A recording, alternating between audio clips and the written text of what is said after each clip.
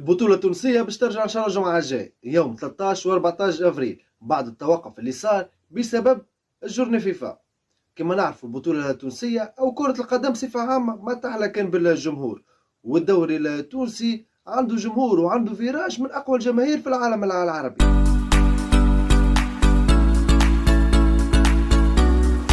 هاك علاش اليوم باش نحاولوا نسترجعوا معنا مع بعضنا أفضل أغاني الأحسن وأفضل 4 أندية في تونس من ناحية الجماهير. مش طالبين من الدنيا ويلو غير اللي زيها